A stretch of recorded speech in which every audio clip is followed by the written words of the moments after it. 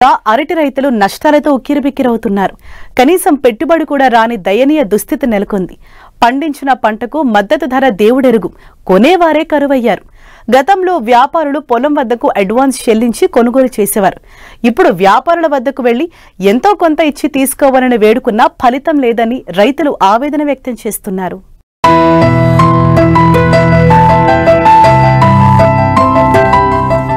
ఇప్పటికే టమాటా, ఉల్లి, మామిడి, బొప్పాయి ధరలు పడిపోగా తాజాగా ఇదే బాటలో అరటి చేరింది.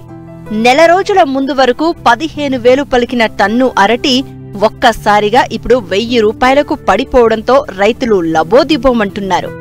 ఏ సీజన్లోనైనా అరటికి మంచి డిమాండ్ ఉంటుంది. ఏడాది పొడవునా సాగుకు అనుకూలంగా వాణిజ్యపరంగా అత్యంత ప్రాధాన్యత సంతరించుకోవడంతో అనంతపురం, కడప జిల్లాల రైతులు ఆసక్తి కనబరుస్తున్నారు. ఇక్కడ పండించే పంట గల్ఫ్ దేశాలకు సైతం ఎగుమతి చేసిన రోజులున్నాయి. అయితే గతంలో ఎన్నడూ లేని విధంగా అరటి రైతులు నష్టాలతో ఉక్కిరిబిక్కిరవుతున్నారు. కనీసం పెట్టుబడి కూడా రాని దుస్థితి నెలకొందని ఆవేదన వ్యక్తం చేస్తున్నారు. పండించిన పంటకు మద్దతు ధర లేకుండా పోయిందని వాపోతున్నారు. కరోనా సమయంలో కూడా ఇలాంటి దారుణమైన ధరలు చూడలేదని రైతులంటున్నారు. 2 నెలల క్రితం వరకు టన్ను 15,000 పలికింది. కానీ నేడు 1,000 రూపాయలకు అడుగుతున్నారని రైతులు ఆవేదన వ్యక్తం చేస్తున్నారు. జిల్లాలో హార్టికల్చర్ హబ్ పేరుతో ప్రభుత్వం ఉద్యాన పంటలు ప్రోత్సాహం అందిస్తున్నటువంటి పరిస్థితి గతంలో ఉండేది. మధ్యలో ప్రభుత్వం నుంచి మద్దతు లేకపోవడం వల్ల రైతులు అప్పులు చేసి అదేవిధంగా బంగారు తాకట్టు పెట్టి పంటలు సాగు చేసేటువంటి పరిస్థితిలోకి వచ్చినారు. ఎందుకంటే హార్టికల్చర్ అంటేనే అనంతపురం జిల్లాకు పుట్టినటువంటి ఇల్లు. ప్రధానంగా అనంతపురం జిల్లాలో ఈ సంవత్సరం అరటి 15,000 హెక్టార్లు సాగు చేసినటువంటి పరిస్థితి ఉంది. సుమారు ఇంత పెద్ద ఎత్తున అరటి సాగు కావడానికి ప్రధాన కారణం ఏమంటే గతంలో ఇదే నెలలోనే 22,000 రూపాయల టన్ను పోయినటువంటి పరిస్థితి గతంలో చూసాం. కానీ అప్పుడు హార్టికల్చర్ కాన్క్లేవ్ పేరుతో ధర ఉందని చెప్పేసి ఈ ప్రభుత్వం అధికారంలోకి వచ్చిన తర్వాత కూటమి ప్రభుత్వం ఇక్కడ ఈ జిల్లాలో హార్టికల్చర్ కాన్క్లేవ్ నిన్న సంవత్సరం అవుతుంది, నిన్నటికి ఖచ్చితంగా సంవత్సరం అవుతుంది. అరటి రైతులు ఎక్స్పోర్ట్ చేస్తాం, ఇరాన్ ఇతర దేశాలకు కూడా ఎక్స్పోర్ట్ చేస్తాం, అరటి పండించాలని చెప్పేసి ప్రభుత్వం చెప్పింది. ఇప్పుడు 15,000 హెక్టార్ల పంట సాగైంది.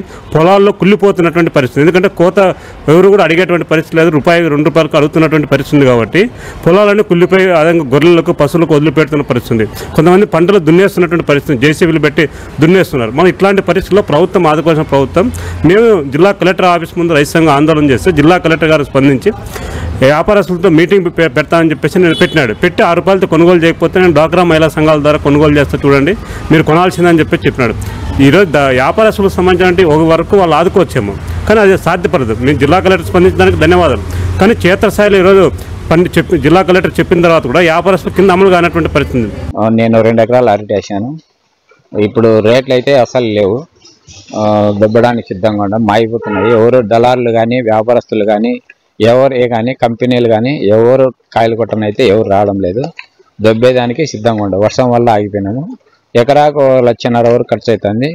అయినా 1 రూపాయి రావడం లేదు. ప్రభుత్వం నుంచి ఏమైనా సాయం ఉంటే చేయాలని కోరుతున్నాము.